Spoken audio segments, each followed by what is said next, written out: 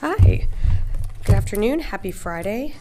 Thanks for being here today. I know we don't usually do briefings on a Friday, so appreciate you adjusting your schedules. So first, starting off, I'd like to acknowledge the end of a successful week of the NATO summit. As you know, Secretary Austin had engagements throughout the week with his counterparts, including bilateral engagements and hosting a dinner for defense ministers on Wednesday evening. This week, we celebrated NATO's historic achievements during the 75 years since its establishment and further deepened our bonds with our NATO allies and other partners. We also reaffirmed our commitment to supporting Ukraine in its fight for freedom from Russian aggression. In support of that commitment, the department announced yesterday the 61st Presidential Drawdown Authority Package, which has an estimated value of $225 million. This package will provide Ukraine additional capabilities to meet its most urgent needs and includes one Patriot battery, munitions for rocket systems and artillery, and anti-tank weapons. For a complete listing of the PDA's contents, I would direct you to defense.gov. Separately, this morning, Secretary Austin also spoke by phone with Russian Minister of Defense Andrei Belousov. During the call, the Secretary emphasized the importance of maintaining lines of communication amid Russia's ongoing war against Ukraine. The last time Secretary Austin spoke with his Russian counterpart was on June 25th, 2024, and later today a brief readout of the call will be posted to defense.gov. And finally, I'd like to provide an update on the temporary pier, or the Joint Logistics Over-the-Shore capability that has been used to surge humanitarian assistance into Gaza. On Wednesday, U.S. Central Command personnel attempted to re-anchor the temporary pier to the beach in Gaza to resume humanitarian operations. However, due to technical and weather-related issues, CENTCOM personnel were unable to re-anchor the pier to the shore. The pier, support vessels and equipment returned to Ashdod and will remain there for now. A re-anchoring date has not yet been set at this time. To date, more than 8,000 metric tons, or nearly 20 million pounds of humanitarian aid, have been delivered from the pier to the marshalling area where it can be collected by humanitarian organizations for onward delivery and distribution. As we said when we first announced this, the pier is part of a comprehensive response to the humanitarian situation in Gaza. In addition to enabling the delivery of life-saving aid, implementation of JLOTS has enabled the development of Cyprus as a port for inspections and deliveries directly into Gaza. Aid can now be inspected in Cyprus and delivered directly into Gaza through Israel's Ashdod port and crossings in the north. The deployment of this pier has also helped secure Israeli commitment to opening additional crossings into northern Gaza. Since the opening of these crossings, we've seen more trucks moving from Jordan directly into northern Gaza to help alleviate the dire humanitarian conditions. As we announced yesterday, the pier will soon cease operations, with more details on that process and timing available in the coming days. We're very proud of our service members and all those supporting this effort and who have enabled vital humanitarian assistance to get to those in Gaza who need it most. Without a doubt, lives have been saved because of their work and commitment under very challenging conditions. And as hundreds of thousands of people continue to face emergency levels of food insecurity across Gaza, the United States will continue to take all possible action to ensure increased aid flows are sustained at the scale needed to meet the needs on the ground. As we've said from the beginning, DoD will continue to work closely with USAID and others in the Middle East region to support these important efforts. And with that, I'd be happy to take your questions. I believe we have AP joining us on the phone today, so I'll turn it over to Tara Kopp. Hi, Sabrina. Thanks for doing this. So just on the pier, you said no decision has been made on it, but it sounds like it might just be too much between the sea states and the small amount of aid left to make it make sense to reattach. Is that kind of the deliberations that you guys are going through right now? Thanks, Tara, for the question. So certainly sea states environmental factors are going to be taken into consideration when it comes to the re-anchoring. Again, as I said at the top, a re-anchoring date has not been set at this time. When and if that does happen, we'd be, of course, certainly to keep you updated on that front. And did you have another one? I do, a couple. But is one of the options you're thinking is just at this point, because the weather's going to get worse and you've never really been intending to have it last later in the summer anyway, that this might be the end of the pier. Yeah, appreciate the question. Again, can't predict the weather. It's something that we are assessing day by day. We know for the next few days there are going to be higher sea states that would not allow a re-anchoring to be possible. Again, at this time, I just don't have more information to provide on when and if a re-anchoring date has been or will be possible. If a re-anchoring does happen, of course, as we always do, we would read that out to you. And anything additional? And then I'll come in the room. Just one last, does the Pentagon have any of its own intelligence corroborating that Russia tried to assassinate arms makers, Western arms makers who are assisting with the effort in Ukraine? And was this brought up in Austin's call with his counterpart? Thanks, Tara, for the question. In terms of any further details on the call, I'm just not going to be able to provide that at this time. I think what you're referring to is I've seen some of those reports. Of course, we always, with any of our allies and partners, always share intelligence and information, but I just don't have more to add at this time as well. I'll come in the room. Warren. One peer question and then one question on the call with the Russian counterpart. Whose decision was it to end or not extend the peer operation? Is that a General Kirilla decision? Is that SecDef or is that the president? And when was that decision made? To end. So as we always said, the peer is temporary. A decision, it's not just one person, it is a collective decision that is made. And of course, a recommendation comes up from the commander all the way up to the secretary. We always said that this peer was temporary, and given the sea states, the weather conditions that we know were always going to get worse throughout the summer, the mission of the pier will be concluding at some time soon, but I just don't have an exact date for you. And then on the call with the Russian counterpart, with Minister Belousov, this is now 2 calls in 2.5 weeks. Was this one also initiated by Secretary Austin? And it certainly seems like these are more common than they've been over the course of 2.5 years. Of the last 2.5 years, is this to be expected to continue? Will there be a more regular pace of discussions here between the two? This call was initiated by the Russian Minister of Defense. In terms of future calls, of course, nothing to announce. But as the Secretary has said, and what I also mentioned at the top, is that maintaining lines of communication is incredibly important right now. And so if there are future calls, we'd read those out as well. Was there any specific reason given about why? I just don't have any more to provide at this time. Liz. Thanks, Sabrina. President Zelensky has insisted that lifting all restrictions so Ukraine can strike military targets within Russia would be a, quote, game changer, and that Ukraine needs to hit those targets and able to win. What's the Pentagon's assessment of that? So I think the president spoke to this very directly yesterday at his press conference. Our policy hasn't changed. We do allow those cross-border strikes when Russia is attacking from the other side of the border. And as the war has changed, we have changed, our policies have adapted. And you've seen that play out in Kharkiv, and it could expand into other areas. But right now, we have not authorized the use of ATACMS for deep strike capabilities within Russia. And I have to remind you, they have other long-range capabilities that are not provided the United States. But in terms of our policy, that has not changed. So what's this coming from then? Because throughout the week at the NATO summit, Zelensky was pretty adamant that this is a game changer. So is that just not true? Look, of course, you're going to advocate on behalf of your country. We don't take any issue with that. Our policy still remains the same. We believe that Ukraine continues to be successful in the battlefield. With our policy in place, we've been able to see them hold and strengthen their lines around Kharkiv. Could they be allowed to use it into other areas? We're always adapting. And as the war has changed, our policy has changed. But of course, we are always mindful of escalation, and that's something that is the reason why we have the policy the way it is. Konstantin. Thanks, Sabrina.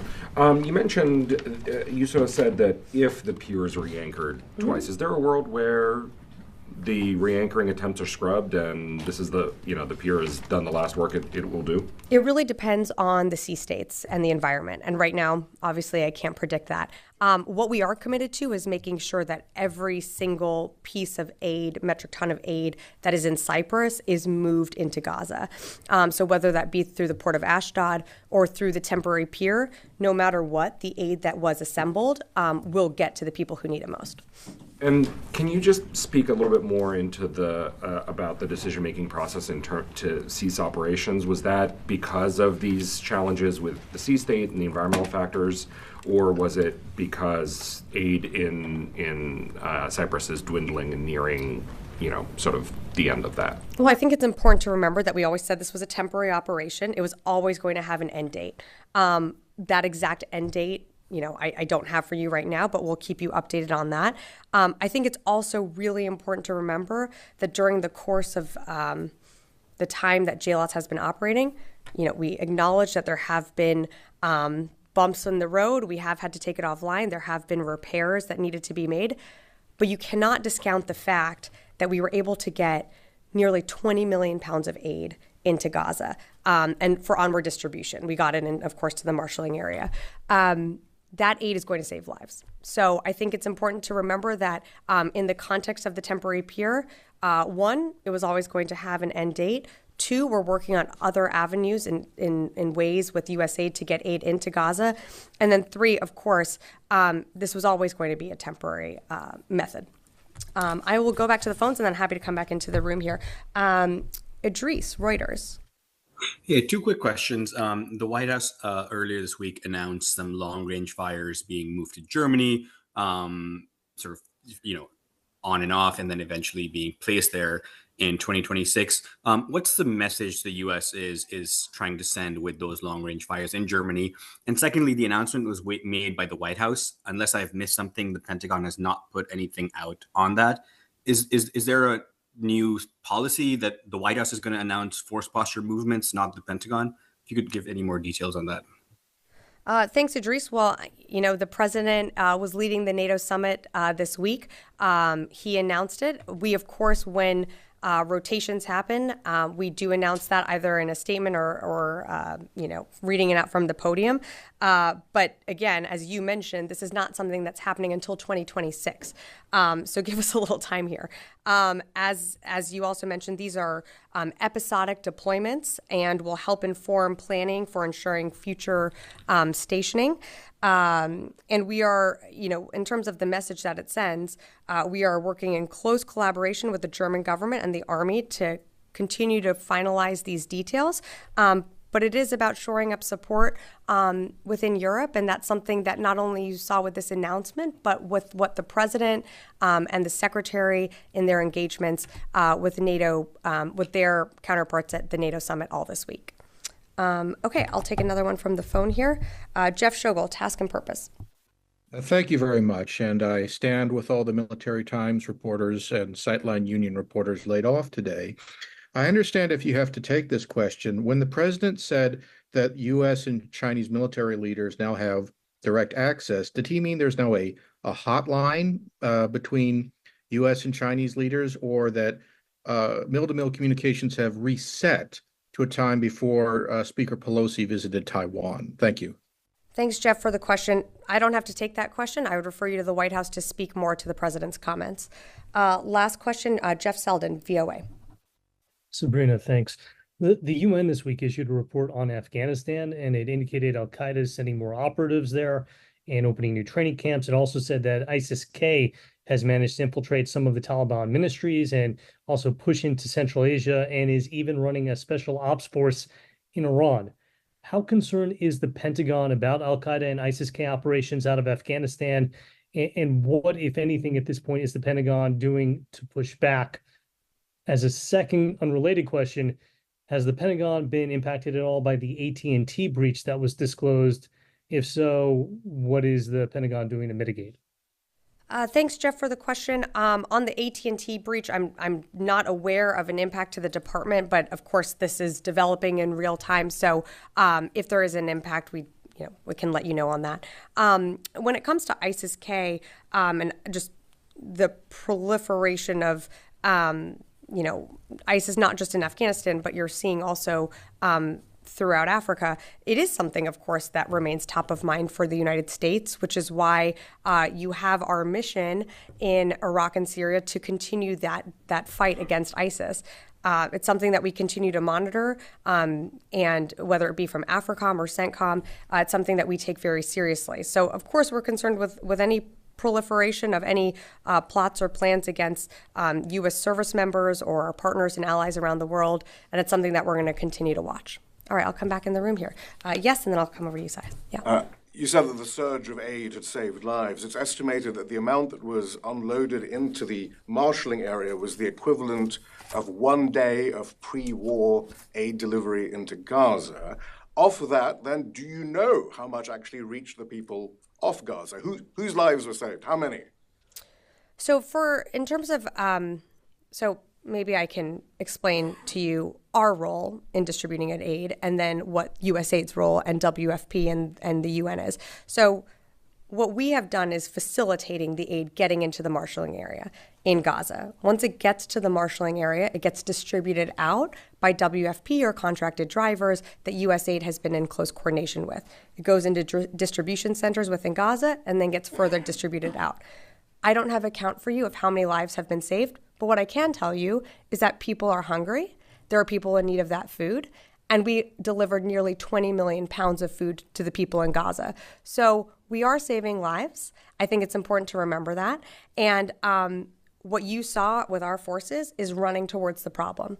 We created a solution. We believe it was a success. Just one other follow-up. Sure. Did anyone at the Pentagon research summer Mediterranean sea conditions before embarking on this project? There's a sense that you were taken completely by surprise, and in fact, the JLOTS is completely unsuitable for the conditions off the coast of Gaza. So we are a planning organization. We have folks all around the world that operate within the Eastern Med at any given time. Of course, we are aware of the sea conditions within the Eastern Mediterranean. We are not shying away from the fact that there have been higher sea states that have at times disrupted delivery of aid and have made it harder to get aid in. But I would say to you, and on some of these questions, to do nothing would have been a failure. To be part of a solution, that's success. And that's what you saw with our personnel delivering that aid into Gaza. Well, there'll be an inquiry now as to where this $230 million of taxpayer money actually went and whether it was worth it and the decision-making process behind it. I think it was worth feeding people who needed it most. Yeah. All right. Aaron, and then I'm coming over here. Just kind of a follow-up. Sure. How many days has the pier been functioning, like getting aid off the pier onto land? I believe it was a total of 20 days since it was anchored on in mid-May. That it's taken food off of the pier and delivered it onto shore, 20 days total. Mm-hmm. Well, two separate things. So the functionality of the pier, it's been operable for about 20 days. You have to remember that aid started to move when we moved the pier back into a few weeks ago back to Ashdod. There were those contracted drivers that started moving aid out of the marshalling area into distribution centers because the marshalling area was essentially at capacity. So that was happening while aid was not moving off the pier because there was essentially, it was pretty full, but there wasn't a need to necessarily move aid in at a rapid pace. Great. Yes. How does the Department of Defense of the United States see the current security situation in Western Balkans, primarily, and Kosovo and Metohija? In this sense, how the Washington see military cooperation and communication with Serbian authorities about to preserve stability and security partnership and the prospect for improving cooperation? First, I should have said welcome. I believe we have some folks joining us from abroad, and I'm sorry, I didn't catch your name. Marko Ivastanjuk, Serbia. Okay, thank you, and thank you for joining us today. So, look, we acknowledge that our two countries, there's been increased mill-to-mill cooperation and are on track for over 100 military-to-military events in 2024. That's a nearly 25% increase from last year. And that includes bilateral training, multilateral exercises like Platinum Wolf, that I think you've covered, and high-level visits between both nations. Serbia's active cooperation with NATO is also a cornerstone of our defense relationship. enabling the Serbian armed forces valuable contributions to global security through participation in numerous EU and UN peacekeeping missions. So we're going to continue to further deepen our cooperation and through mutually beneficial bilateral, multilateral exercises. Current situation in Western Balkan, primarily Kosovo and Metohija. So we acknowledge that there certainly are tensions within the Western Balkan region, and certainly over the past 2 years. This heightened concern certainly underscores our ongoing cooperation and partnership in ensuring regional stability. So we're going to continue to monitor that. Rio, and then I'll happily come to you. Thank you, Sabrina. Yeah. My question is about Japan. So there are some media reports that the U.S. Navy's Ospreys will be deployed at the U.S. base in Iwakuni, Japan for the first time. So could you please confirm the report? And also this month, DoD has announced its modernization plan to upgrade U.S. tactical airplanes in Japan. So is the potential deployment of Navy's Ospreys in Japan related to this DoD's aircraft modernization plan? I'm so sorry, Rio. I'm just not going to have a ton for you right now. I haven't seen that report that you referenced, so I just really can't comment on that. We're always looking for ways to modernize our forces, but I just don't have anything more to add to what you had asked. I'm so sorry. We're happy to get back to you on that. Yes. Biljana Obradović, Republika Srpski Telegraph. I am from Serbia, so my question will be about Serbia. Can we expect some hardware procurements from USA, and what can be done in that direction between two countries? So as Serbia continues to modernize its military, we believe that the preferred option for procurement would be NATO interoperable equipment and systems. This aligns with Serbia's goals and presents significant advantages, and you're seeing that also, as we're continuing to arm Ukraine. It's about NATO interoperability, which is incredibly important. And so, while U.S. and European equipment may require a higher initial investment, it ensures right now the long-term benefits through streamlined training, maintenance, and interoperability. Great. Yes. Hi. Please. Could you explain something about Western Balkans too? Because I am from Serbia too, journalist for Kurir. Is Bosnia and Herzegovina or Kosovo and Metohija greater security risk in the Western Balkans? So as I mentioned before, we're certainly aware of the heightened tensions within the Western Balkans, and we believe that stability and security is vital. Both Kosovo, Bosnia, Herzegovina, they each face distinct challenges. And so our role is that we are committed to supporting their paths to greater cooperation and prosperity, and we're going to continue to work closely on that. Okay, yes, and then I'll come to Louis.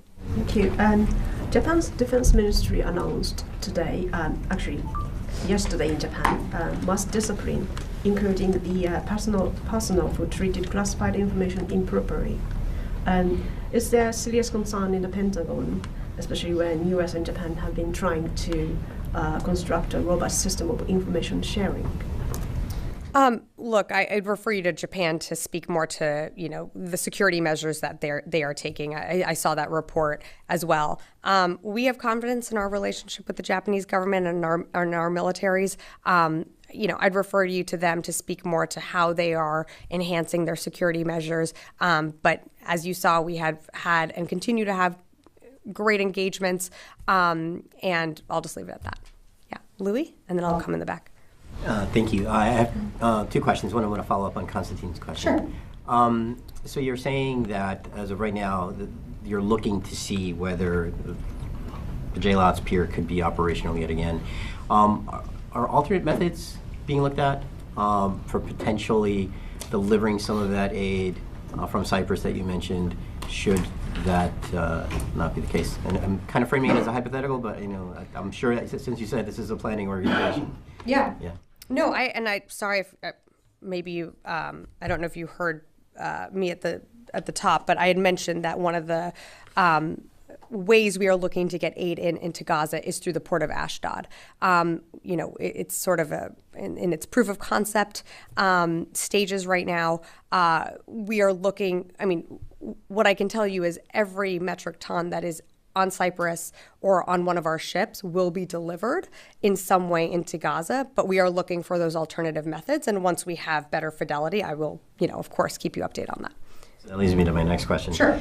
So you established those cells under General Frank at the air base there in Israel. Is that functionality end with, does that mission end if the JLATS pier, and when the JLATS pier ends on July 31st, or does it continue in a different frame, kind of what you're talking about through Ashdod? Well, again, speculative and not exactly there yet. The short answer is I think there will be continued cooperation and coordination with the Israeli government to making sure that humanitarian aid is getting in. What that looks like without the pier being, when it eventually ends, and that will be soon, but I again don't have an exact date. I don't know how coordination will shift in those cells, but again, we are still going to continue to talk and work with the Israelis on making sure that aid is getting in. And if aid is getting in through our ships, through Ashdod, of course, that cell coordination link is going to have to exist in some way. And so it very might well be through that cell. So does that mean that American vessels may be transporting this, these shipments from Cyprus in the future beyond the JLATS mission? That's exactly what we're working through right now. This is, again, a proof of concept to try and get aid in through Ashdod and then move it down into Gaza. We're working that through with the Israeli government. When we have more, we'll certainly share, whether that involves U.S. ships or commercial ships. I'll keep you updated. Yes, in the back. Dusan Mlađenović, N1 TV, which is CNN affiliate in the Western Balkans. You just mentioned that Serbia is sending arms to Ukraine. Do you know what type of ammunition? No, I didn't mention that. I was talking about NATO interoperability. So I don't have anything for you on that. I'd let Serbia speak to their assistance. There was an article in Financial Times that Serbia is sending arms to Ukraine, which Serbian government denies, and also saying that it's forbidden to transport arms through the third countries. But it's obvious that Serbia is producing calibers which are very similar to Russians, which can be used in all the Ukrainian military equipment. So how do you assess that? Do you have any assessment on that? So appreciate the question, but that's really something that the Serbian government would have to speak to. I am not, as you are here in the briefing room, I am the spokesperson for the Department of the Defense today, up here answering your questions. I would just have to refer you to the Serbian government for more on that. Did I see one more? Yes. Thank you. U.S. Secretary Blinken announced on NATO summit 2 days ago that first F-16 are en route to Ukraine. Can you confirm that? And how many planes we're talking about? I mean, I certainly can. The Secretary of State confirmed that. I'm just not going to get into specific numbers. I would certainly let the Ukrainians speak to that. And when they are in country, that's always something that we've traditionally done with any presidential drawdown package. We announce some of the equipment, the systems, the capabilities that we are sending, but we do let the Ukrainians speak to when they are in country, as that is an operational security consideration that they have to take into account. And so I'd refer you to the Ukrainians to speak to that.